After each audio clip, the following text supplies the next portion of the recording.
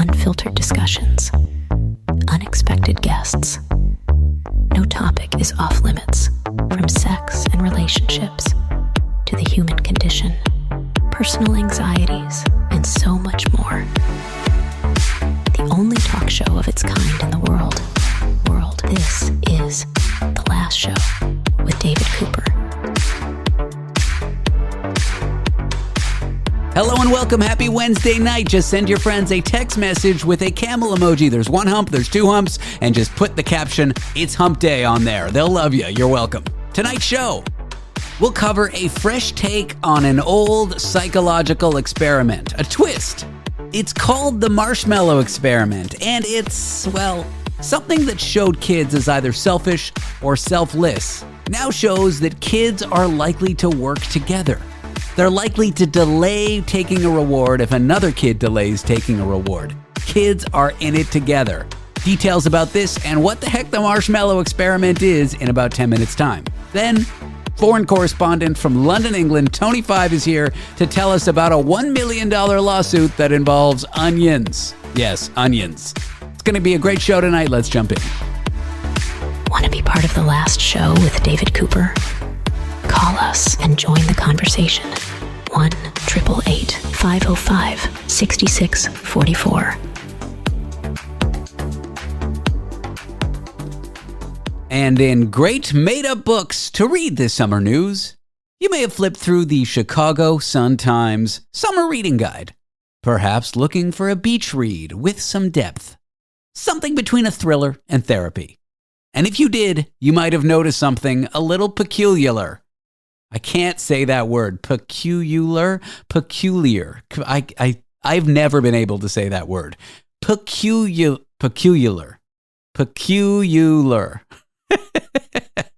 Anyway, if you're flipping through the paper, you may have noticed something strange. You couldn't have found a single one of the books. Not online, not in the bookstores, not even in some metaphysical back room where you keep your emotional baggage and maybe old Blockbuster cards. Turns out the newspaper published a totally fake list of books to read this summer. Written by real authors, mind you. The list entirely made up by AI. Take a title like Tidewater Dreams by Isabel Allende, which sounds wet and hopeful. Or a book named The Last Algorithm by Andy Weir, which I can all but assume ends with ChatGPT going to therapy. Now, these authors are real, but the books are not. Much like my accounts of my last marriage. Now, the newspaper has said the list wasn't editorial content, which is sort of like serving raw chicken and then saying, "Don't worry, the chef didn't make it." According to them, it was from a third-party provider, who, it would seem, has the editorial standards of a group chat at 2 a.m. The list was compiled by a freelancer who used AI and forgot to check if the books even existed. He later admitted this: "Yeah, I should have checked that." Which is more like something you'd say when you're dating someone with no last name in a podcast, and not something you'd say when you wrote an article for a newspaper. Even worse, other articles in the same section of the newspaper quoted made-up experts, like a food anthropologist from Cornell named Catherine First, which sounds less like a real person and more like a Nancy Drew villain. And then there was a fake professor of leisure studies talking about the rise of campus hammocking. Because we needed an academic to explain student naps. All of this was published in a 60-page special insert for the paper. Next to, real journalism from real reporters who are now horrified. Their union said it best: "Our readers signed up for fact-checked work, not slop syndication." Ooh, I like the way that sounds. That's got a nice ring. Slop syndication. I'm going to start saying that a lot more now. Anyway, the third-party company that hired the AI book list writer has since fired the freelancer. They've apologized and promised that this AI hallucination won't happen again. Though frankly, hallucination, in this case, a generous term. That's something you do when you take mushrooms. This is more like when your dad tries to use Siri to text and ends up declaring war on Belgium. If you want to use AI to write, fine. I mean, probably don't, but fine. But check your sources. Now, the Chicago Sun-Times is updating its editorial policies, pulling all these fake articles and calling this a learning moment. I call it a gentle reminder that even in the age of AI, nothing beats a human who reads past the headline. Or, someone who thinks the title Revenge of the Nanobots by Mother Teresa is not a real book. At least, not yet. That concludes this story in Slop Syndication. I just wanted to say it again. Slop Syndication. Sounds amazing. Hey, David, what were you talking to everybody about on the radio tonight? Well, my friends, I was talking about Slop Syndication. And in Teenage Boys are going to be Teenage Boys news.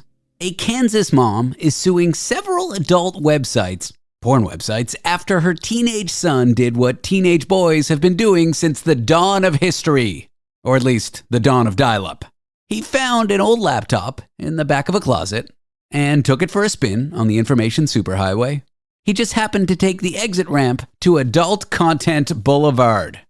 Now, I'll say this clearly up top.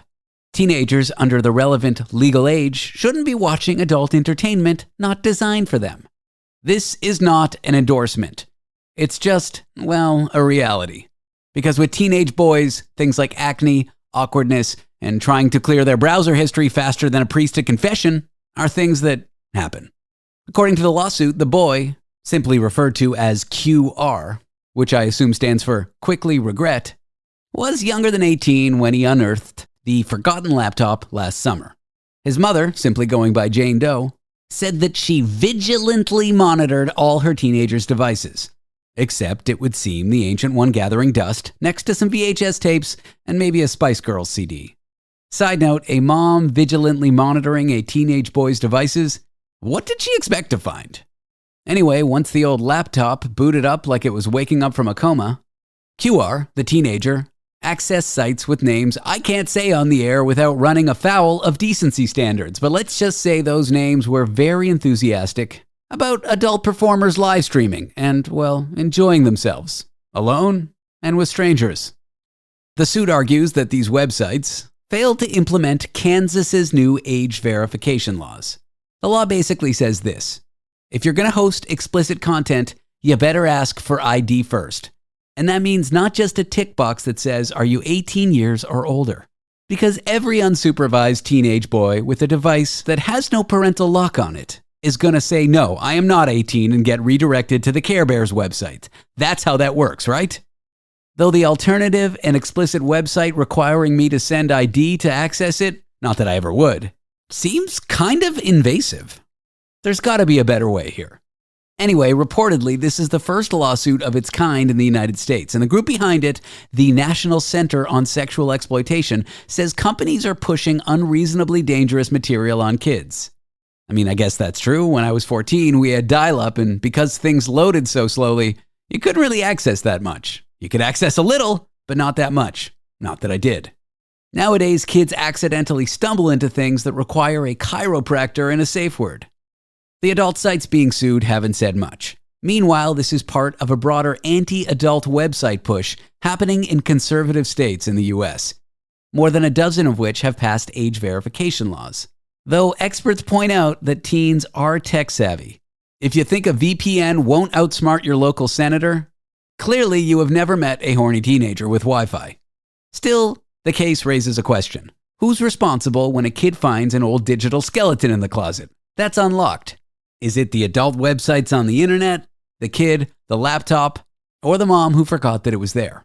One thing's for sure, this story has everything. Legal drama, tech policy, teenage hormones, and the unexpected villainy of forgotten electronics. If you're a parent, maybe check your closets. And if you're building an adult website, maybe don't name it something a teenager would accidentally stumble into. Like, say, a Pokemon that evolved into something filthy. Anyway, having gone over this story, I'll be deleting my browser history at the next break. For purely professional reasons. After the break, do kids take rewards right away? Or can they engage in delayed gratification for better rewards? And what happens if they're working with another kid? What happens when kids are in it together? Are they jerks? Or do they cooperate? Answers in just a few moments. Want to be part of the last show with David Cooper? Call us and join the conversation. 1-888-505-6644.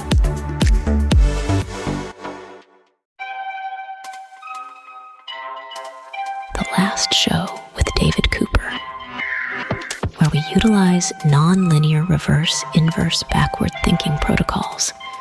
It sounds like this.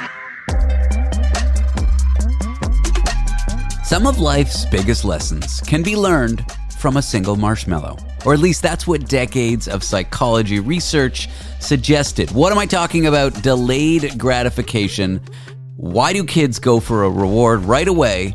And why are some willing to wait? And how does cooperation come into play? And if you're confused, it'll all become clear when we start talking about the marshmallow experiment. Here with Dr. Owen Waddington, a psychology researcher at the University of Manchester. Owen, welcome to the show.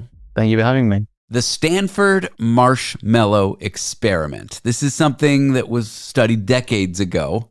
Why is it a big deal in psychology? Also, more importantly, what is it?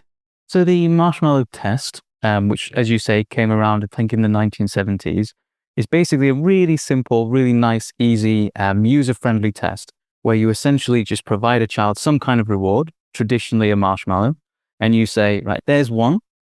If you wait a certain period of time, maybe 10, 15 minutes, when I come back in the room, I'll give you 2 marshmallows. So it's the ability to where the children can delay gratification, so resist the temptation of having that initially available reward, that 1 marshmallow, in the hopes that they may later then receive a larger, more significant delayed reward going forward. So that's essentially the marshmallow test in a nutshell. It's a super easy test to run, and it's something that I think we as psychologists find very entertaining with what you see.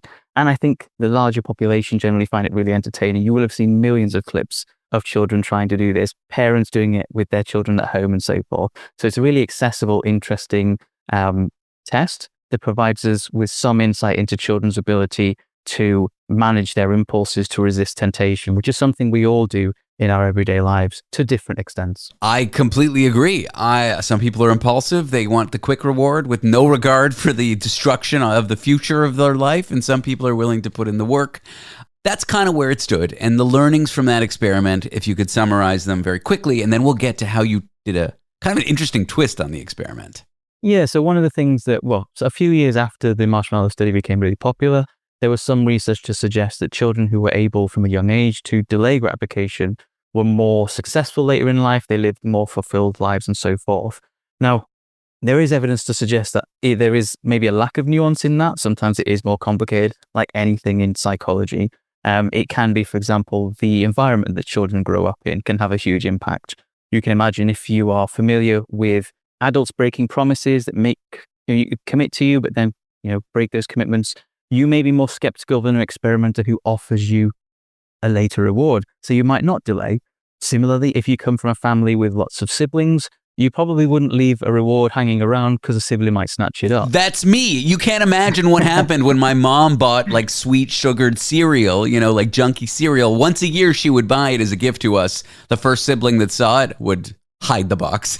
Exactly that, yeah. And so it's an important skill. It can be really useful, but it isn't necessarily the be all and end all. If your child can't do this, they're not going to be successful. You added a really interesting twist because in life, we're not just alone. We're a part of a community. We have people we're accountable to.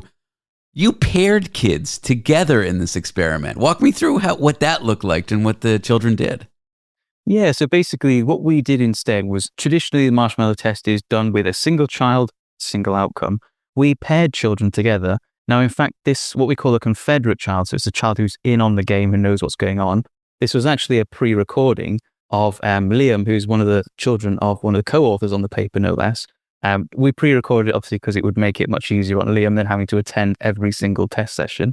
But essentially, we paired them with Liam, this confederate child, and we told them that in this instance, their outcomes were interdependent, such that if either child ate their treat, then neither would get a second one. And if they've both waited, then they'd both get that larger delayed reward. So that was one of the key differences that we added to it. And what then also happened was that the confederate child, Liam, would provide a brief utterance. So he either promised that he would wait to suggest that he's some kind of trustworthy, reliable partner, or he expressed uncertainty or indecision, basically, not sure that he'd be able to wait the full time. And we looked to see how the participant child responded to those utterances. This sounds like a game theory thing. So what did you find when these children were able to cooperate, to get a delayed reward together, or at least that's what the test subject thought. Of course, Liam wasn't attending every session. I hope you gave him a marshmallow, side note. Yeah, so he, in fact, he had a cookie in front of him, which he had to sit there, obviously record it, and then we allowed him to have it afterwards. So yeah, basically what we saw was that when children were presented with Liam, who gave this promise, this commitment that he would wait, children were more likely to hold out. They were more likely to resist the temptation, the pull of the marshmallow.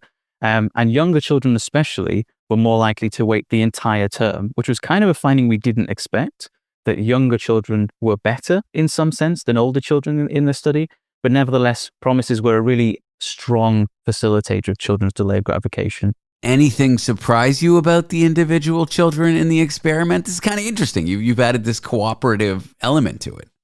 Yeah, I think so. There's a couple of things that we really saw. I think the first thing was that every child bought into Liam being genuinely there, because we were slightly concerned that some children might catch on.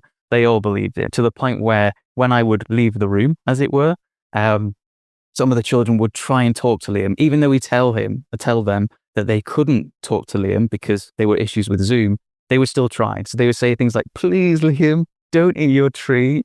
And there were a couple of children would say something like, "He's not going to wait." This inner monologue that they have with themselves.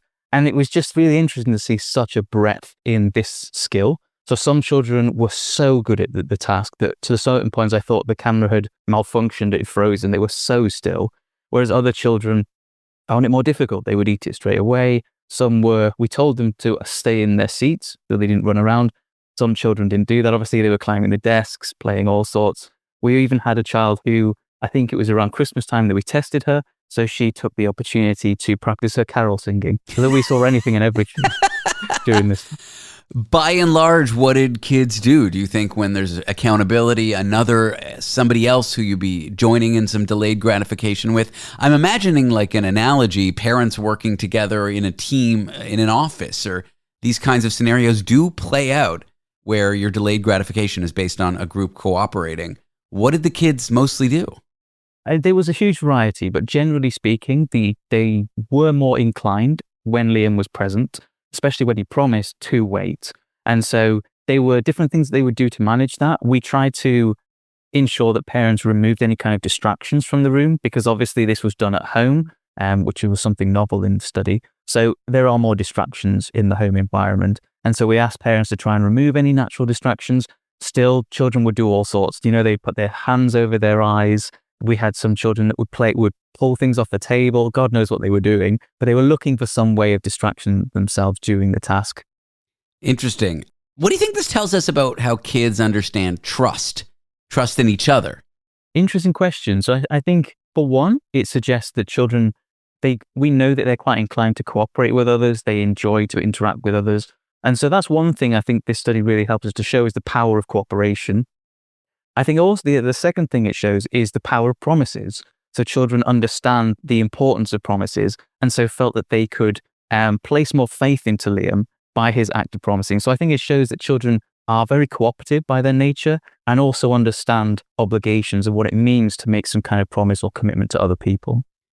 Finally, let's be honest. If someone did this experiment with you, would you go? Because for me, it's like, well, I only want to eat one marshmallow. I'm an old man. I'm going to feel sick if I eat too many sweets. I might just go for it and screw you in the process. What would you do? As a child, I bet I would have eaten it straight away. I come from there's 4 siblings in my family, so I would have eaten it straight away.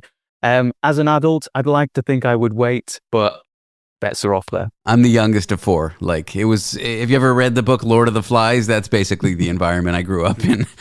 Dr. Owen Waddington is a psychology researcher at the University of Manchester. Owen, thank you for sharing the revised, the modified, the altered marshmallow experiment with us. A pleasure. Thank you for having me. When we come back, our foreign correspondent, Tony Five in London, England, was pondering how ChatGPT worked. The AI chatbot. So 2 idiots talking about generative AI is what you'll hear up next. It should be a riot. And maybe educational, because how does ChatGPT really work under the hood? Possible answers up next. And the other idiot is me, in case that wasn't clear. Want to be part of the last show with David Cooper?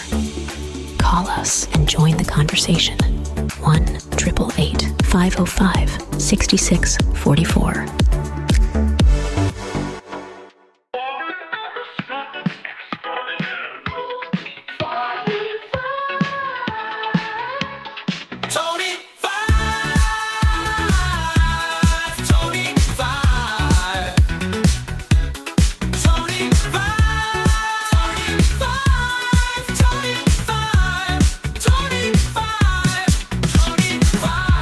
Last show, I am David Cooper. We are joined by special, wonderful, amazing foreign correspondent.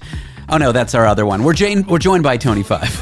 You're Jane by? Yeah, is that what you are? Jane by? It was a good setup. Yeah, radio host extraordinaire. It was a good Jane by? It was a good setup for a joke, and then I f***ed it up. What do you want from me? Tony Five, Tony Five, Tony Five, Tony Five, Tony Five, Tony Five. Good day, David. Good day, world. Yes, it is I, Tony Five, foreign correspondent, not Jane.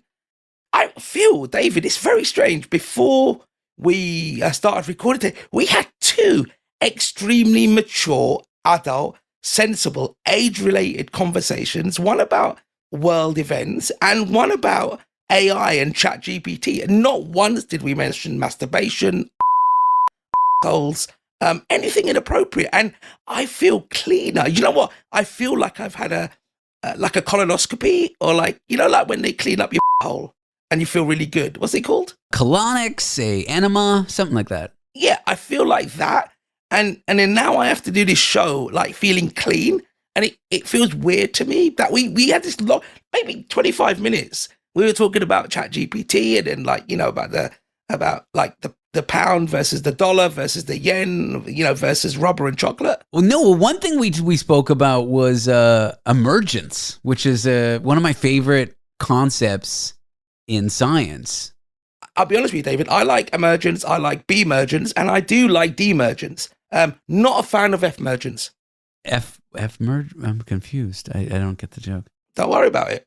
Oh my God. Emergence is good. So, I mean, you know it. You've got an unbelievable understanding of this. And weirdly, I was like a nodding dog, pretending I knew what you were talking about. And it was, where it come from is I was saying that this ChatGPT is amazing. And my question for you was, how does it know something is humorous? Because I asked it to write me something humorous. And I just found it amazing that it would, and I found it humorous. But how does it, meaning the website or the prompt, know it's humorous? Math. I mean, it's like the easiest way to describe it is they do a lot of math on words. And then if you do enough math on enough words with enough computing power, predicting the next word becomes possible. It's like that's the best explanation I think you can give without actually getting technical. It is hard to explain how it works. Do you think you're mentioning maths? Yes, math. One of the things that baffles me when you talk about this is how you ever had sex. Like that. If anything, I get ChatGPT more than somebody actually playing with your winky. Like a female or a male or even an animal. I just find it so amazing. I don't know I don't know why anyone would ever date me, to be honest. And I've been married before and I still don't know why anyone would ever be with me. So it's a reasonable position you've taken. It's like an anomaly. I just don't get it. When people talk about superposition, I just imagine like Superman playing chess rather than it being anything else. I just don't get it. For fun, I watch science explainer videos that talk about quantum mechanics and astronomy and black holes and pulsars, and I watch this stuff for fun, and my girlfriend makes fun of me.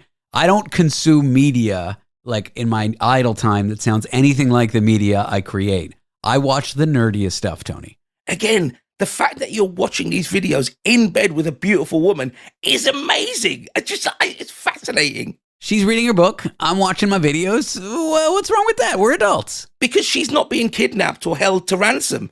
No, I don't know why she's with me, to be honest. I do. You're a lovable guy. I'm teasing. I mean, you don't smell as bad as you used to. And like I said, maybe she likes, astrology and stuff like that and all the funny stuff that same difference. She does like astrology, but I think it's a fad because yesterday she was like, my rising sign is, I don't know what she said, Cancer. Oh my God. Did she stay like your Pluto is in Uranus? Yes. Wow. And I said, well, what does a rising constellation mean? And she's like, oh, it just means like she meant what people say it means. But I'm like, no, what does it mean about the actual stars when you were born? And she's like, well, I don't know. I'm like, well, how much could you really care about this stuff? I think she's just pretending because it's a fad to know about astrology right now. Is it really? Is that a thing? Oh, wait. Does she collect crystals and rocks and stuff like that? No. Really? No. Oh, so she's not that bad. She doesn't wear like tie-dye stuff and have dreadlocks. Okay, so that's cool. If she started putting crystals around our house, like jokingly, if she was like, I know they don't work, but I think it's silly and fun, fine. But if she like legitimately was like, you need to wear this piece of amber or amethyst. Amethyst is what you get at the hospital. Yeah. So no, you're a cyst. You're a cyst. I'm a cyst? No, you're a cyst. If she told me to wear these things and was like, this is going to help you cure your flu, I would be like, yes. Yeah, I don't know if I could deal with that. Okay. So like yesterday, I don't know whether people know, I am currently fostering a dog, a beautiful dog called Frank. And with the consideration of adopting him and changing my lifestyle. And I was walking him yesterday. And I was walking in a field. And about 200 yards in front of me, there were some women sitting in a circle with a candle, and they were all on these sort of beanbag type things. And it was a beautiful night. Beautiful. Imagine the beautiful English countryside. It's a late evening, the sun setting in the background, and these women, and I was looking at them, and they didn't sort of engage with me. And the dog just ran up to them, and I couldn't work out whether they're kind of like hippie, new age, like, or Satan worshippers. It just was really weird. I just didn't know. And then when I went to them and I was like, I'm sorry about the dog, and come back, I said, you guys having a good time? And they went like, yeah. But they were so mellow that I left because I didn't, what are you doing? I just went, you guys having a good time? And they went, yeah, you got a beautiful dog. I went, right. But they said it in such a sinister way that they could have eaten the dog. Were they witches? I don't know, because we don't really have that thing where I live, but they could have been like Wiccans, I think, or pagans, but they didn't look like that. I mean, like one of them had an iPhone. I was suspicious of the girl with a Samsung, though. We're always suspicious of people with Android, but it was just really strange. There were like 12 of them, ranging from maybe 20-something to 50-something, candles in the middle. It was a coven. They were there to like cast spells and do witch stuff. Is that what they're doing? I don't know. I wasn't there, Tony, but that's what it sounds like. But the way they said, you've got a lovely dog, I thought, geez, that was weird. That's your whole story? I mean, they're not all great, David. They're not all Oscar worthy. Tony, that was not a good story. Really? Okay, well, let the listeners decide, David. They listened to your before and after me. All right. Well, if you think that was a good story, text us at 1-888-505-6644. If you think it's a bad story, text us at 1-888-505-6644. I think it's toll free. Probably toll free to text us. It's not. It probably costs $2 a minute. But anyway, what I find really fascinating is that we have any listeners and they never call up or text. Please call up. Please text. Please send an email. David at thelast.com net. Pizza. Yeah. One of them. And just speak to us because we're very lonely. And please, dear listener, it's only me and him, with the exception of some other people that are clinically insane.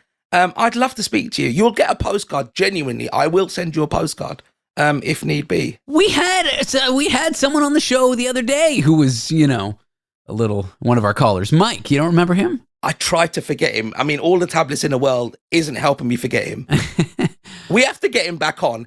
I mean, like, there is something very warming and maybe sort of prehistoric in us that hearing people howl with laughter just brings you up, just makes you joyful. And he's so incomprehensible. I love it. I want to know more from him. I want to know how he's lived his life to now, how he became. You weren't born like that, right? Something has happened to create that legend. Something always happens to create a legend. And we are here with a legend. When we come back, news you can't use with Tony 5. I love it. A man who sued a cheeseburger joint for $1 million over onions. That's what we'll cover. David, how expensive can an onion possibly be? Find out soon.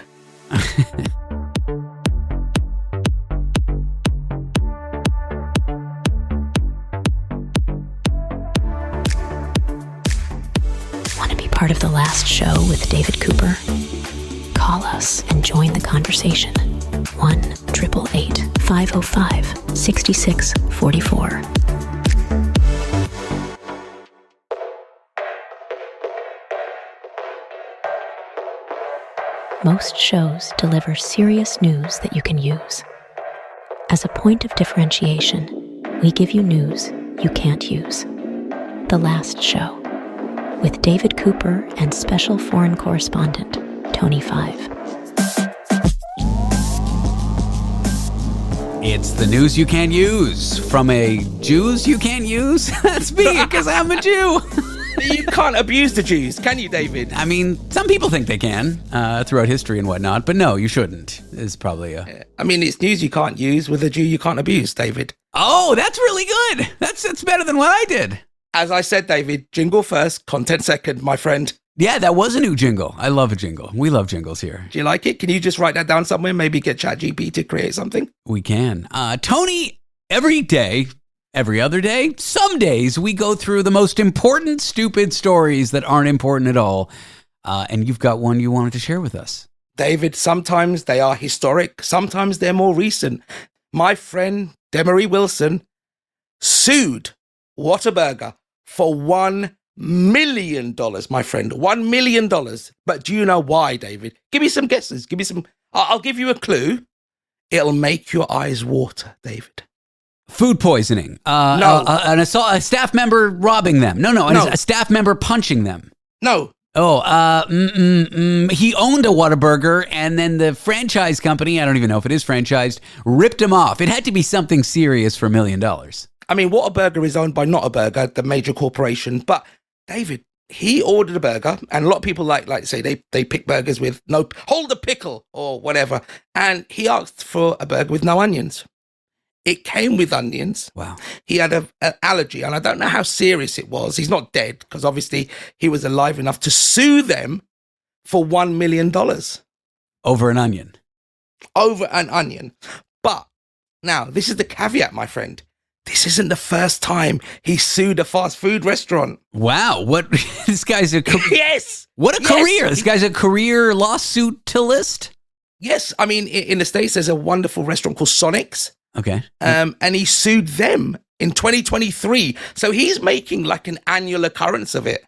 And it's just over onions? I've never even heard of an onion allergy. Have you never heard of an onion? So it's like basically like a fruit. I hate you. But it's got layers, like a cake. Mm-hmm. And then you cut it and it makes your eyes water. And you can put it on pizza. Some people put it on hot dogs. So do you know what an onion is now? Yes. No, I have never heard of an onion allergy, you... I want to yell profanity at you, and I don't know why. Yell profanity at me, that's fine. No, I mean, like, do you think that this is... So, like, a lot of people are kind of veering this story to, like, allergy awareness. Or is it just him being like a chancer and just doing these lawsuits? Like, there's kind of two ways to look at it, because allergy awareness is a really serious thing, right? You can get anaphylaxis and you can die, right? There was a case in England not long ago, a major chain didn't have the ingredients on their label, and a young girl died, and it went to court. And because of it, this whole chain called Pret a Manger, which is like a sandwich coffee. Yeah, we know Pret. We got Pret's here in New York. Do you have Pret? Okay, so it's that chain. And they had to change their whole thing. There was a huge apology. It was all over the paper. And that was a couple of years ago, if I don't remember. A young girl died. It was really serious. But this guy, he just seems like a chancer. I think he'll like go into McDonald's and say, can I have a hamburger? Hold the beef. They'll give him a hamburger and he'll sue Ronald. Now, again, we know about peanut allergies. I feel like nuts restaurants should be disclosing. And then there's celiac, so like people can't eat wheat. But Celery. No, that's celeriac. Okay. But onions? Come on. I mean, that one, I feel like the onus is on the person who has the allergy, if it's an uncommon one, right? Like if you were allergic to, I don't know, underwear, and I bought you some underwear, you should tell me that first, and then I won't buy you underwear. I mean, it's serious, and you're making it out to be like a Funyun. I got it. Do you like that? There's people out there that hate onions. There's a whole community on a website called Reddit. It's a social media website. For those who don't know, most people do. It's called Onion Hate, and it's just like people trashing onions and saying there's secret, because onions are used as a base in a lot of things. Like even, not even if they're raw onions, but just like, you know, every soup starts out sweating onions. Yep. So to not like onions really limits you. It's weird. When I first read sweating onions, it was like someone was holding a gun to them. But now I realize that means just like getting them sweaty, and they kind of excrete the fluid, right? Yeah, in the pan or pot or whatever, yeah. Right. It's not like stealing their family. So like I used to hate onions. I used to go to burgers and I don't have onions in it. I don't like raw onions. I do. Now I like fried and grilled onions. And you know, again, this is amazing content. two random people talking about their hatred of food or life of food. But like mushrooms were the same one. I don't mind mushrooms. I like them. But I have friends that can't stand it. Yeah, but that's raw onions, or that's like onions made more mellow in cold water. It's like crispy, fresh onions. It's one thing to not like that, but to just say any soup that has onion in the base, that's really limiting yourself to a lot of foods. But does it matter though if it's cooked? Oh, what? Do you mean they have like an objective hatred of onions? All onions. And when you cook them, they taste very different than raw. Yes, of course they do. I mean, I had a friend at university. He used to have a cheese and onion sandwich, raw onion, every time we would go before our lectures, and he stunk, man. Cheese and onion sandwich? Is that like some sort of weird? It's a very famous thing in England. Oh, of course it is. Do you have cheese and onion chips, potato chips? No, man. In America? There's a reason you guys aren't known for your food. Dude, this is like one of the most famous flavors in England, a cheese and onion crisp. I mean, I'm not going to be one of these haters who says all British cuisine is bad, but you guys have some odd areas where there's just like commonly eaten foods that are disgusting, like black pudding, cheese and onion sandwiches. There's just like... You don't like black pudding? It's all right, I guess, but it's... I mean, it's fried congealed blood. I don't know why you wouldn't like it. So silly. I'm trying to think what else is weird and bad about British food. I don't know. You like all kinds of weird offal meats and stuff. You guys do weird stuff over there. Like haggis. Haggis is like offal. Yeah, that's Scottish, but yes. In its own placenta sack. Bubble and squeak is just basically, it came about from, a lot of these foods came about from poverty. You don't know, right? So like bubble and squeak was leftover potatoes, leftover onions, leftover swede, all mashed up together.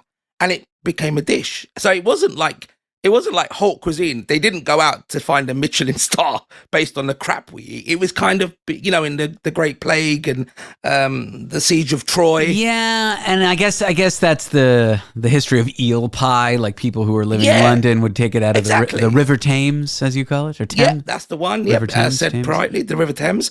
So it's kind of like that. Whereas America has got like no history, right? Or very limited history. So I'm sure in the first 10 years of America being invented, there was a McDonald's somewhere, right? There must have been, yeah.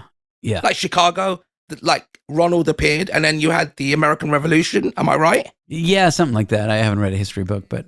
And then I guess I know my American history. And then Hamilton came along, and a black guy started doing the dancing. Yeah, that's exactly right. Well, wasn't it Lin-Manuel Isn't he Latino? Well, I just call him LMM. Lin-Manuel LMM. Does he actually go by that? No, of course not. He just goes by Lin. Yeah. Question for you. Back to the burger guy. Any outcome from this lawsuit? Well, it's still ongoing at the moment, but it could quite literally be the most expensive onion in history, David. $1 million. $1 million onion mistakes that some restaurants are in the business of making. I entered that sentence not knowing how I would finish it. It didn't go well. But how would that restaurant feel? What a burger is thinking, oh my God, not again. Like, what are they going like hardcore on asking people like 3 times, do you want onion with that? Do you want onion with that? Like becoming militant, like the Politburo? What's happening? I just feel like if your allergy's weird and it's not like nuts, or something very common, it's really on you to double check and make sure. So I mean, I hope this lawsuit gets thrown out, or maybe not, because we'll have fun reporting on it regardless.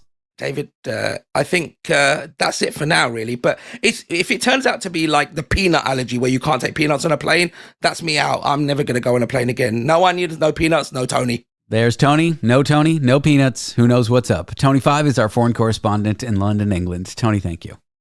David, always a pleasure, never a chore. When we come back, someone from a special needs kitten rescue. What does it take to raise a tiny cat without a mom? But more importantly, the rescue is named something amazing. Want to be part of the last show with David Cooper? Call us and join the conversation. 1-888-505-6644.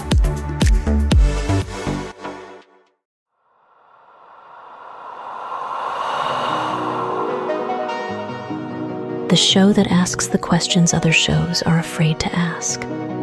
The Last Show with David Cooper.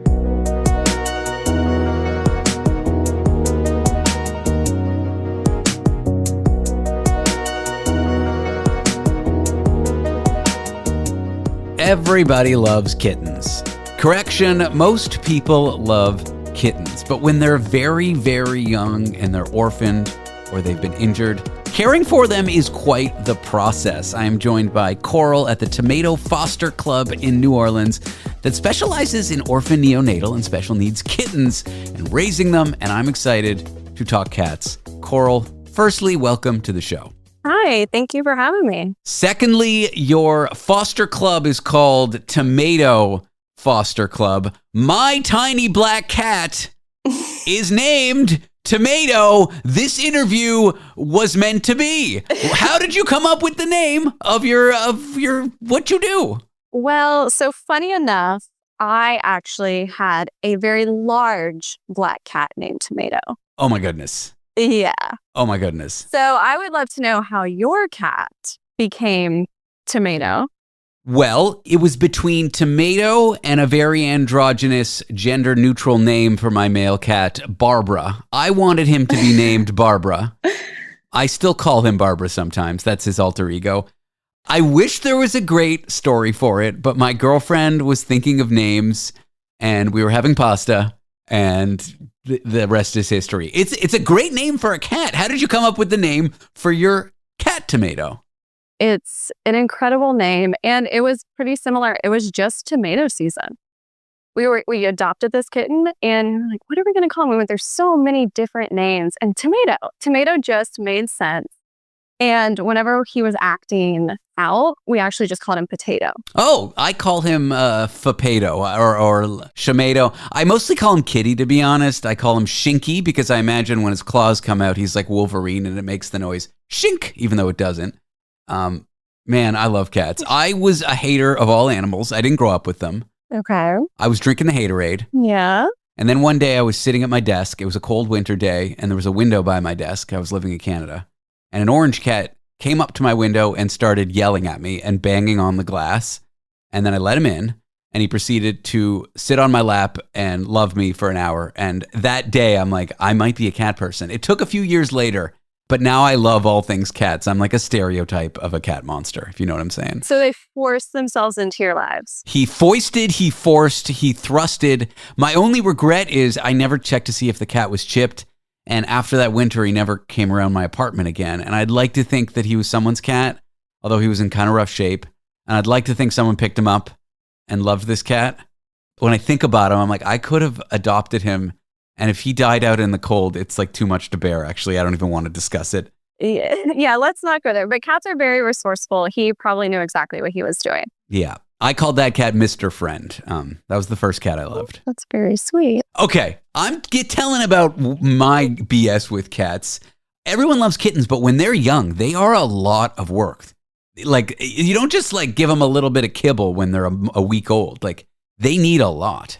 No, yeah. So we specialize in neonatal kittens, and neonatal kittens are anything under 4 weeks old. Up to 4 or 5 weeks, they should be exclusively with mom and exclusively nursing. So when they become orphan for a myriad of reasons, they need constant care. They cannot regulate their body temperature. Their eyes aren't even open yet if they're under a week old, and they can't hear. So they're pretty helpless. So when you foster neonatal kittens, you have to be prepared for round-the-clock care, including overnight. Sometimes we get day-old kittens. Wow. And so they need to be fed every 2 hours. I have had a friend who adopted, I think, a week-old cat, and they Yeah. literally brought them to work at their desk, bottle feeding them. It's a 24-hour job. Her and her husband were working in shifts. Yeah. The amount of work is so much. What compels you to do it? Like, what keeps you motivated here? What has made you decide to go in such specialized work caring for cats? Well, when you get started in rescue, it can be very jarring at first, but it just becomes easy to say, hey, this cat doesn't have anywhere to go. Let's figure it out. Let's try and save them. Because I got started in fostering just, run-of-the-mill cats. Sometimes they needed socialization. Sometimes they were sick. But we're in Southeast Louisiana. So the animal welfare crisis is, it's pretty intense here. And you learn very quickly that these guys don't have an advocate. It's either you or nothing. And so when you're like, okay, yeah, I'll stay up overnight. And we have fosters that, they have full-time jobs and they take these cats to their jobs. We have actually a foster who's a teacher, and all of her neonatal kittens basically become classroom pets. And the kids help raise them. And that's just so cool. Like, it's just very cool. How do these kittens end up orphaned or in need? Is it because mom rejects them, mom gets separated, mom gets hurt? Like how does this end up happening? All of the above. Mom can get spooked. We get a lot of calls from construction sites. Sometimes moms will leave them in really horrible places, like up in the engines of cars. It's very warm there. It seems safe. But it's really not good when the car gets going and parks in a Chili's parking lot, and then you get a call, there's a bunch of kittens in my car crying, please come get them. Dogs scare them off, obviously. And, sadly, sometimes moms get hit by cars. Yeah. So really, every which way, these kittens find us. Are they famously fragile for a reason? Like these I feel like before 4 weeks, they're like so delicate, these little animals. They are very vulnerable, but I will say they're very resilient. I mean, we are not the best caretakers for these animals. Their mom is, but somehow they survive.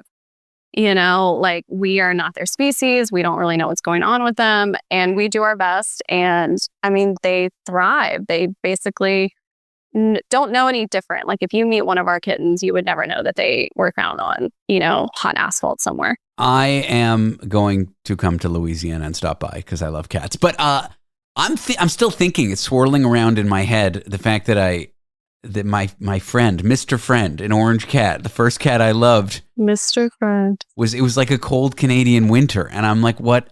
I think of, and he was like an older cat, and I worry about him. And that's just one interaction. How do you like emotionally manage the toll of the difficulty of the work? I imagine not every outcome is positive. I imagine many are, and you guys do amazing work, but like, how do you bear it all?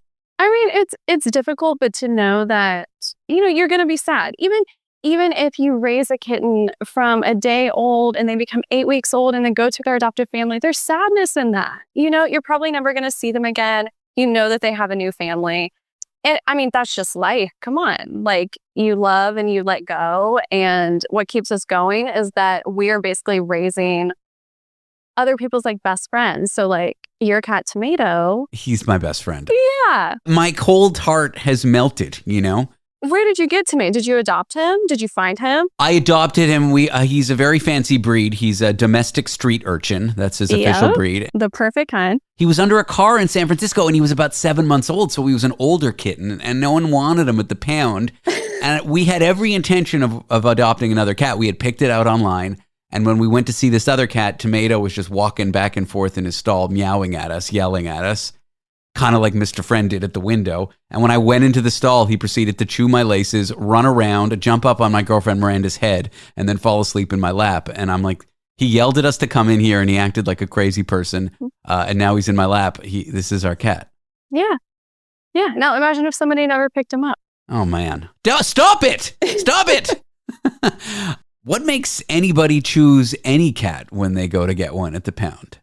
So that is a hard question to answer because we are completely foster based. So when people choose their cats, they actually just submit a form online, tell us a little bit about their lifestyle and their day to day, and we pair the best fitting cat with them. And then they go and they do a home trial. So they take this cat in for a whole week. If it works out, great. And if it doesn't, they just bring him back and we try a different one. I will say that almost 99.9% of the time, it always works out. There's also something called the cat distribution system, which I want to talk to you about in a second. But we are here with Coral from the Tomato Foster Club, a kitten foster club specializing in orphaned, neonatal, and special needs kittens in New Orleans. When we come back, moments of rescue that resonate with us with cats.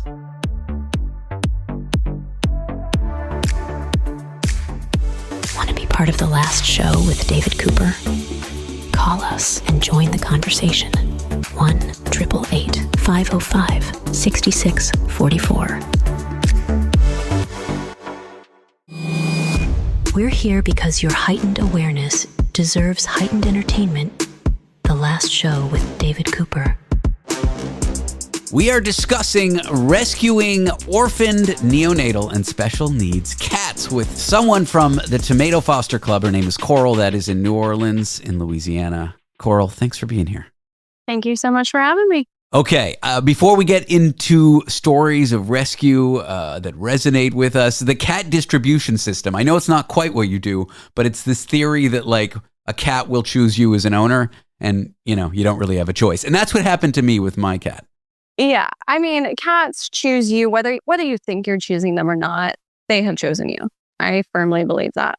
The cat distribution system, however, we just like to call that overpopulation. Cats are everywhere all the time. You're going to find one. Yeah. You are.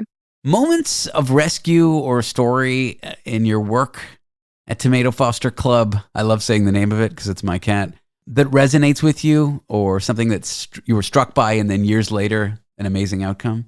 Okay, so I have to tell you about a kitten that we got named Leo. And so typically whenever we get calls, we get a lot of calls from other rescues and we get a lot of calls from shelters. And this one particular day, we got a call from a rural shelter for a litter of neonatal kittens that came in that had nowhere to go. And those are pretty time sensitive. You have to basically get them before end of day. And so when these guys arrived and we opened the carrier, there was this tiny little orange kitten inside the carrier with what can only be described as a bubble top head. And came to find out that this little kitten had a condition you might be familiar with known as hydrocephalus. I'm not. So it is when the body overproduces cerebral spinal fluid into the brain, and it kind of makes it swell. Oh, boy. But he also was missing part of his skull. So it was protruding into the skin, through his skull on top of his brain. And if you looked at him, you would immediately think Megamind. I don't know if you've seen the film. I don't know if you've seen the posters, but that's immediately the character that would come to mind. And he was probably our most stressful rescue to date because we were like, what do we do with this kitten whose essential brain matter and fluid is just sitting on top of his head? It was the first of its kind that we could find. We reached out all over the country to different neurologists. Nobody had ever seen quite that case. And on first ultrasound, there was brain matter in it. And so we had to keep him protected. And I don't know if you've ever tried to keep a kitten calm or from trying to hurt themselves. No. But it was insane. And doesn't work. It does not work, but somehow we did it. And he got old enough to where we got a custom fitted helmet for him. And eventually he was on medication to reduce the fluid for basically the first year of his life. And so his brain kind of did go back under the skull where it's supposed to be. And he was recently adopted last year. And he is just living the most beautiful life. Aww. And in Southeast Louisiana, that is not, you don't hear of success stories like that for a kitten like that. You just don't. It's just, this is insane. This kitten has his brain on top of his skull. What is that? Yeah. Oh my God. Leo, the brain big cat. It's such a nice story. It makes me feel less bad about other cats that I can't stop thinking about. I imagine this kind of stuff is a little expensive, right? I mean, you have to get treatments for these cats, people that are dedicating time. Time is money. How do you fund all of this? So we are completely grassroots funded. And I have to say that so much of it is luck and just the incredible community that we've built. Resources are few and far between here in Southeast Louisiana. And we just use social media for fundraising. We don't have a facility. We don't get large grants or anything like that. We don't have any foundation sponsors. So if you know anybody, hit us up. Well, where can people find out info about... So one of the best ways is follow us on social media. We're Tomato Foster Club on every platform. If you're not a social media person, go to our website, tomatoclub.org. You can sign up for our newsletter. You can read a lot of our stories there. You can also just reach out to us. Our email's there. If you have any questions, we have people reach out about certain cases to be like, hey, like I was interested in this story. Like, how's that guy doing? Or can you tell me more about this? Like, any way you want to reach out, just reach out. We have a recurring donor club called Team Tiny Beans, and they support our neonatal program. And it's just a bunch of people caring. You don't have to give a lot. It's really like our average donation is $25. But just keeping up with us on social media and hearing their stories. What do you wish people understood about animal rescue more, especially when it comes to the tiniest, the most vulnerable lives out there? I think it can be really intimidating. And I think people think you have to be a special kind of person, or you have to be a cat person, or you have to have a medical background. And I was none of those things when I started this. And you really learn as you go. And as long as you're eager to learn, I mean, you're set. If someone wants to help beyond donating, like maybe fostering, volunteering, how do they do that? My girlfriend wants to foster cats, but I'm like, Tomato, it's going to be disruptive to Tomato. Maybe that's not true. Also, it'll be disruptive to me. How can they get involved? Or if they want to help and they don't know how can they do it? Definitely reach out to your local organizations. Every organization is different. We always say that fostering is not convenient. It is always going to be inconvenient, bringing a new creature into your home. But to set you up for success, we provide all the supplies. And especially for people who have other pets, is a lot of times when you bring another creature into your home, you want to dote on them. We say, make sure your resident animals and Tomato feels like it's Christmas to them. Their favorite toys, their favorite treats. You mean the time of year that he eats the needles on the fake tree and then throws up all over the apartment every day? Maybe no needles, leave the needles out. Yeah. But every other part of it where it's just like, it's his birthday. Yeah. Yeah. He loves eating that tree. We have to booby trap it so he can't get to it. And of course he does. Wildest, weirdest, funniest thing that's happened while caring for a kitten? Okay, well, every single time I say that something is, that we've seen it all, we get something that we've never seen before. And this last year, we had a kitten come in who peed out of her belly button. What? Yes. Oh, no. There is a medical term for it, but basically she just peed out of her belly button. And she came to us at just a few days old. And so we had to keep her healthy and alive and thriving until she was old enough to have surgery to repair it. And that is probably the weirdest case that we've had to date, although I'm still holding out because as soon as I say that, we're going to get a call or an email probably right after this of something that I've never even thought was a possibility before. It's a good party trick. Maybe something I should learn to do. What keeps you going in this? What like where do you see the foster club in 5 or 10 years? Like what's the image here? The vision? We're going to keep doing what we're doing. We are currently raising money to build a brick and mortar sanctuary space just to bring the community in. It can seem intimidating to care for special needs guys, but once you get in and you start doing it, it's just different. It's not real. And program is night care. And we hope to have a brick and mortar whenever you make it down. Yes. Maybe with Tomato. Yes. To visit and interact with these guys. Well, Coral is from the Tomato Foster Club in New Orleans. You can find out more information about them at tomatoclub.org. Coral, this has been a great chat. Thank you for joining me today. Thank you so much. And now for something completely different.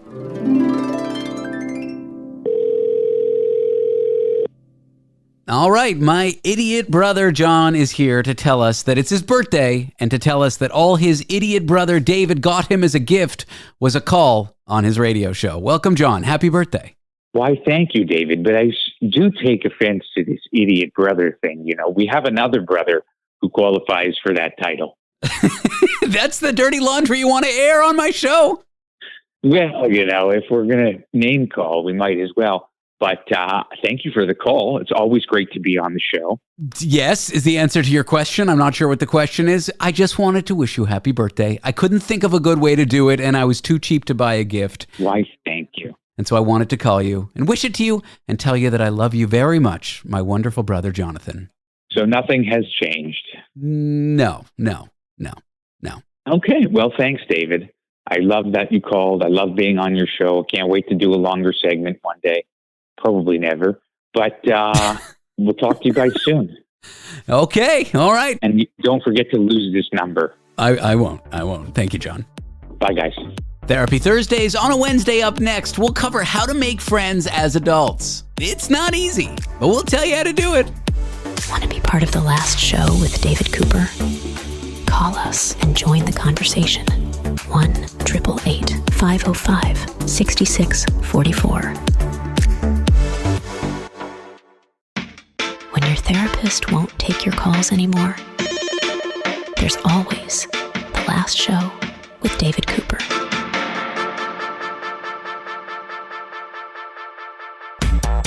This week's something surprisingly hard that you've dealt with. Making friends as an adult. It's cringy, it's awkward, but there can be hope in it too. In weird connections, unexpected moments, and quite frankly, the bravery it takes to say to a stranger, hey, want to grab a coffee sometime? It's Therapy Thursdays on a Wednesday. I'm here with Gary Direnfeld. It's the only mental health segment you'll hear on the radio intended for a Thursday that airs on a Wednesday. Gary, welcome in, my friend. David, so good to be with you. What a topic, making friends as adults. You know, adults are forever telling their children, go, make some friends. And all these kids want to turn to their parents and say, off.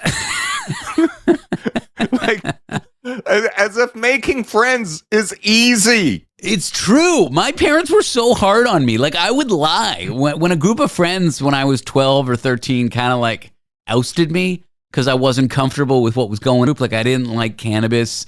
I didn't want to be around it. I was scared of girls. I had to lie and be like, oh, I made plans, because my parents would be like, you have to make friends. And then when I didn't go out, they would yell at me. And I'm like, you got to make friends. I think I once said that to my mom and she got mad at me. I know. So this whole consideration, like, go make a friend. Like, do I cast them from clay? I sometimes give my girlfriend a hard time because most of her friends she's made, like at university, college, at work, at any activity she's been doing. And I'm like, oh, can't you make friends outside of those activities? Maybe I should be kinder to her because I'm like, I don't have any friends. It's hard. It's really hard. And I think I did just tap upon something that I'm sure we'll cover. The idea of like doing activities with like-minded people or being forced into groups with like-minded people. That's probably the best way to do it. But yeah, it feels really vulnerable to ask someone, a stranger, to hang out as an adult. Who does that? I mean, I do it. No one says, will you be my friend? I do it. I'm weird. I tell people I'm going to be their friend and I demand their number. You know, I've done it. Well, look, that's why you're David Cooper. Sure. Right? But that is not the rest of us, David. Making friends can be one of the scariest things for people. Look, if you have any semblance of a trauma background, right, that involves relationships, that dictum, go and make friends, it's like saying, would you please pull my teeth? People don't, it's terrifying to them. However, we have so many people who are isolated, who do struggle with anxiety, who struggle with depression, who have moved, particularly in the US and increasingly more so in Canada. We have a mobile society. Yeah. As adults, there's this pressure. Like, we're supposed to have this group of friends like we might see on a sitcom, but friend groups come and go. People move cities. I'm not having kids, and I'm 38. Like, I have friends at different life stages and different paths. Yeah, so you miss that opportunity. Yeah, like, I'm not going to the park with my buddy. Actually, I do. So I try to stay in touch with my friends who have kids, but it's hard, right? Like, someone who was widely available is now only available for like an hour a month to go to the park, and he's got to bring his little kid. It works for me, but I think what this expectation that we should be in groups doesn't account for is groups change. Friend groups come and go. People move. People go to different life stages than you. Go to stages you may never go to. And we can find ourselves without something to do on a Saturday night. Yeah. And listen, I'm 69 years of age. I was, in the last week, I've been to 2 funerals. And so... Is that a good place to make friends? Is that your recommendation? Is that what you're trying to get at here? My concern is for the bereaved, for those who have lost a loved one. Oh. That makes more sense. Because, look, I'm entering that stage of life. People are dying around us. What about the the surviving partner, the surviving spouse, that sense of loneliness? Sure, you got to grieve, but at some point, somebody's going to say, make some friends. Go out. And these shakeups don't just happen through death. Like, I'm divorced, Gary. Like, there was a fracture in my friend group with my ex when we split. And it was sides and it was ugly. Now we're all cool. Like, we share friends. She's actually very close with my brother, which is very strange. You know, last time I saw her was at my brother's wedding, which was definitely a weird moment. She met my girlfriend. I don't know why I'm trailing off here. But yes, friend groups fracture through loss. It could be through no fault of your own. It could be a death. It could be a breakup. We as adults can find ourselves with, I always say Rolodex, and people are like, what are you, 1,000 years old? We as adults can find ourselves with empty Rolodexes. Yeah. With sort of a roster of people to call, to hang out with, to feel like you're part of community, or that you have community, you're part of a group. That can be empty, or that can have too few names on it. It's happened to me at times. So I'm going to say this, and then somebody will phone in or write in and say that I'm wrong. But I don't think I've ever told anyone, go make friends. Yeah. Okay. And I see a lot of people in counseling who are isolated. What I will tell them is join a group. I don't care. Like, get out there, have some fun doing whatever is fun for you. It could be a horticulture group, volunteer somewhere, be in the company of others. Friendships, like love, cannot be forced. These are connections that best develop organically over time, where we find we have some chemistry, something in common, something that gives us that connection. So don't, like your kids, go make friends. Like, how? Where? Engage yourself. That's really how we can get back into those connections. And it also begs the question, why? Why would we want friends? We typically find meaning in relationships. And it can be, like I said this at the top of the show, it can be so scary for those who haven't put themselves out there in a long time, and or those who have issues of relationship trauma in their past. It can be hard to trust. And it's not that we want you to therefore stay at home. Just go slow. There's no knife at anyone's back to, within days, have a friend. We want to take that pressure off. Am I making sense? You are. And I'm thinking about the ways I've made some of my closest relationships. And I started doing stand-up comedy in 14 maybe, 15.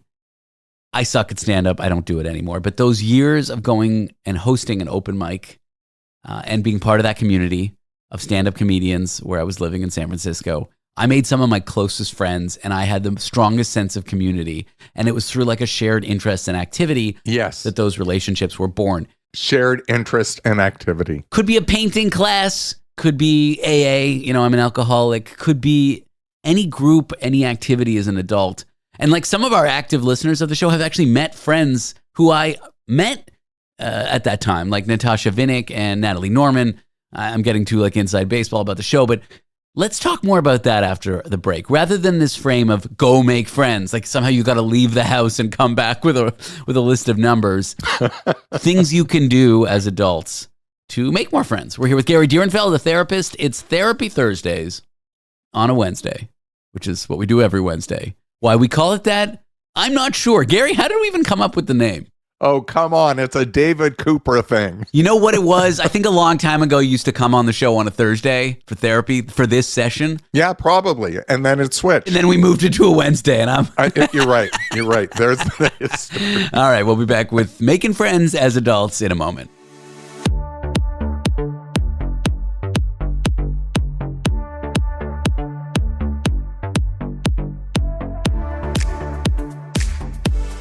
Part of the last show with David Cooper? Call us and join the conversation. 1-888-505-6644. Your nightly dose of unfiltered opinions and unexpected conversations. The last show with David Cooper. Something that what's hard for many adults is making friends. We all feel like we're supposed to have this sense of community, but some of us are anxious, some of us are lonely, some of us aren't great at it. It feels like there's all this pressure, like somehow you leave the house, go to a coffee shop, and come back with somebody's number who's now your best friend. It doesn't quite work like that, and that takes a lot of bravery, and it might not even be always the best idea to just walk up to strangers and say, will you be my friend? I've done it. I've had bad results. I'm here with Gary Direnfeld. It's Therapy Thursdays. On a Wednesday, we're discussing how to make friends as adults. Gary, welcome in, my friend. What's that song? Won't you be my neighbor? That's, I don't know, Mr. Rogers. Mr. Rogers. That's it. Thank you. Mr. Rogers. As you spit out advice about relationships and fulfillment, I'm thinking Tuesdays with Gary. You know, Tuesdays with Maury, that book by Mitch Albom. It's a book about a guy who's dying who gives all sorts of really good life advice. And the main thesis is it's not about the items you have. It's not about your career, but it's about the relationships you have. That's what you have to show for your life when you go. I'm actually looking at my desk because somewhere buried, my office is a mess, I got to admit it, is the book, Tuesdays with Maury's. A client sent it to me recently. Son of a gun. Have you read it? I've read it years ago. Yeah. Tissues, my friend. Tissues. Put them on your nightstand. You don't want to be running for tissues at 11 o'clock before bed when that book makes you cry, because it's almost like cheap. It's like, why am I crying so much? It's just such lovely life lessons in that book. That's it. Lovely life lessons. Try saying that 10 times fast. It's good alliteration, too. Maybe we should call this Lovely Life Lessons with Larry Direnfeld. Okay. We were talking about it before the break. Ways to make friends as adults. Right. And we got to take the pressure out of that. So don't think in terms of ways to make friends. Look at ways where you can have fun out in the world. That's just so much easier. There's no particular goal. There's just, I want to be somewhere that feels good to me. You could be flying a kite in the park. You can be taking a class. It can be a part-time job. Hey, I got to tell you, David, there's one job that I've never had in my life that maybe before I die, I will have, and that's being a server. It seems fun, but there is this thing of like fetishizing kind of hard work. Like, it would be so fun, but actually like after a week you would hate it. No, it is hard work. And the first client or customer who says, hey, I want this on the menu, and then deconstructs it to me. You're already hating this theoretical job? I'm already hating it, right? It's like going into a Jewish deli. However, if you want to make friends, just go out into the world. And taking it back to tonight's topic, making friends. Someone just doing something because they had a hankering to do it. And what's really neat is, again, organically, inadvertently, we start meeting people. And just in the meeting, it's like speed dating. You get to see, might there be a connection? And you get to see these people over time. And as a result, through their different life experiences and through the different experiences in the setting in which you meet them, and with some, we will develop an affinity. And with some, we realize, you know what? Not my cup of tea. But this organic developing of friendship, it tends to be so much safer too. Yeah. Particularly if you've had that, abuse background. And friendships can grow over time. Like one of my closest friends now I met while doing comedy many years ago, and he hated my guts for like the first year. It was so bad that if I got up on stage, he would walk out of the comedy club because he couldn't bear to watch me because I annoyed him so much. Now he's one of my closest friends. All right. What about people who feel like they don't have an activity, they don't know what a thing they could do would be to try to be around like-minded adults to possibly make friends? Like, I have a clear vision of what I want. I want to do media. I want to do interviews. Back then, I wanted to do comedy. I have a friend who plays pickleball, and he loves pickleball, and he makes friends at the pickleball club, and he's got a clear vision. What about those who kind of look and they say, oh, everything makes me kind of anxious, and I don't know what my thing is. I don't know what my activity is. What advice would you say to them if they're thinking, okay, I hear Gary and David. I want to get out of the house. I want to be in a group, but I don't know what to do. Treat life like a buffet, like a smorgasbord. You know, I love going to smorgasbords. Seder plate, Seder plate, Seder plate. Particularly where they serve foods that I'm not familiar with, so that I can taste the different foods and see which serves my palate. Treat life that way. You don't, when you go to that smorgasbord, if you've taken a bite of something that you don't like, you don't need to finish it. Don't put any more on your plate. So the same thing in life. You can go and you can try. You're not married to the activity, but you're putting yourself out there and you're seeing, you're trying. You know what? I may come to enjoy this. You don't have to have any particular skill to start anything. Skill is something that happens with practice over time. And for every beginner group, you are the same as everyone else. So, put yourself into the world. It does take that initiative. It does take that step. A friend of my girlfriend's was over last night, and she's taking drumming classes. And cool. We were listening to music together. I really love music, and we were listening to Blondie's Heart of Glass. And in the instrumental, the song skips a beat. It's one bar of 3 beats instead of 4. The song is like 1, 2, 3, 4. Na na na na na 2, 3, 4. Anyway, and I'm like talking about this with her, and already I feel like so bonded to her because she's like really interested in music right now, and I'm really interested in music. But if she didn't take this drumming class, I don't actually know her background, but let's just pretend. She didn't really know anything about music up until recently, and now she's like opened herself up to have these great conversations with people who love music. I just think it's a small example, but from drumming class, we go to like, okay, now I'm a little bit closer to a friend of Miranda's that I wouldn't have been. Yes. And, this is the wonder. This is from my perspective, the joy of life. Just putting yourself out there. And when I say put yourself out there, I know I come across gregariously, but you don't have to be gregarious. Putting yourself out there just means being in the company of others. You can be a quiet person. You can be the one who sits back and observes, but you've put yourself in the situation. And that's all we're looking for people to do. This is how you start to have an opportunity to develop your own social network, friends. I'm going to butcher the Roosevelt quote, like courage is not the absence of fear, it's doing it anyway. Yeah. If you have social anxiety and the idea of doing something, trying an activity to meet other adults is like crushing for you, that's extremely courageous to do it anyway. Like you should try it anyway in spite of the anxiety, if you can. I understand some people have debilitating anxiety, clinical anxiety. I'm not saying don't talk to a specialist and go to a painting class, but these things cause a lot of people anxiety. Going to new groups, the fear of making new friends. It's sort of like in university or in school when they're like, oh, form a group of 5, and you're like looking at your peers like, oh my God, which group am I going to be in? It's scary. Listen, and there are activities that don't truly require a lot of interaction. You can go swimming. Pick a lane. Stay in your lane. You'll bump into somebody in the change room, perhaps. That's where you can get to know someone as well. So you're advocating people getting to know each other naked? I like it, Gary. So, look, go make a friend. No, get into life, ease your way in, let it happen organically. Gary Direnfeld is an expert in family and marital therapy. Gary, welcome to the show. Welcome.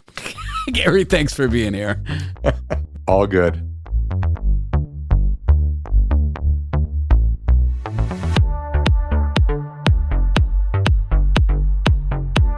That's the show. Thanks for tuning in. Happy Hump Day. Happy Wednesday. We'll catch you tomorrow night. I am David Cooper. This is, well, it's definitely not the first show. That we know. It's the last show.